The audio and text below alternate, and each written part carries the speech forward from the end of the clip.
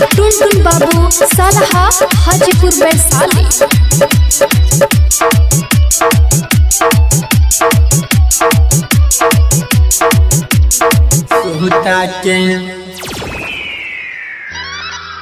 सुहता के आइलो बारू नाचे बबी बारू अभी काचे बच्चों के न जाइबू कहिले साचे साचे।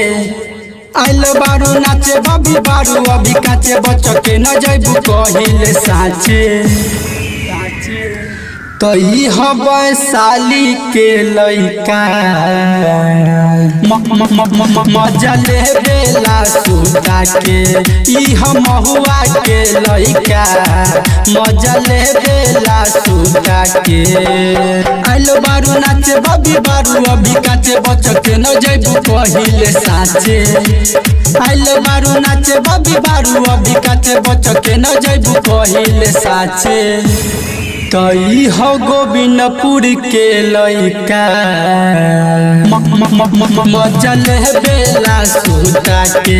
यह सिंघारा के लइका मजा ले बेला उठा के।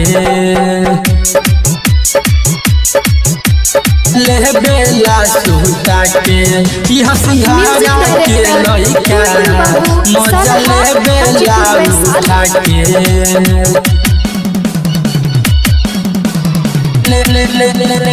मिक्स बाय टुनटुन बाबू सालहा वैशाली। मजा ले बेला उठा के।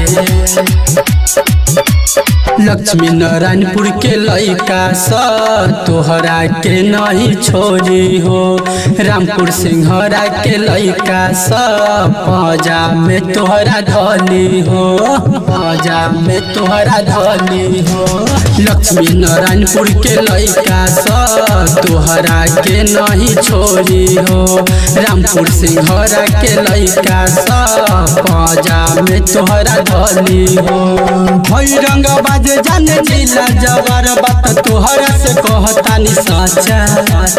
हई रंग बाजे जाने जिला जवार बात तोहरा से कहतानी साचा। तो ई हो कुशहर के लइका मजा ले बेला सुता के। ई हो गोविंदपुर के लइका मजा ले बेला उठा के। ले बेला सुता के यह सिंघारा के लइका मजा ले बेला उठा के।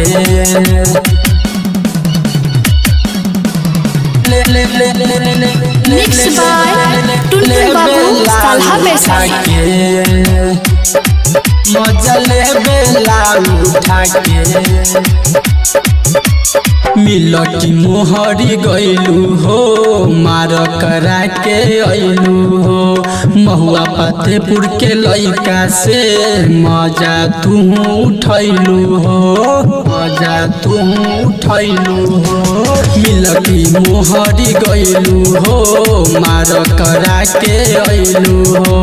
महुआ फतेहपुर के लइका से मजा खूबे उठैलू हो। हई रंग बाजे जाने जिला जवार बात तोहरा से कहतानी सोचा। हई रंग बाजे जाने जिला जवार बात तोहरा से कहतानी सोचा।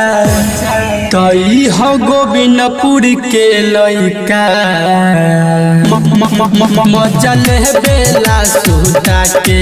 यह सिंघारा के लइका मजा ले बेला उठा के।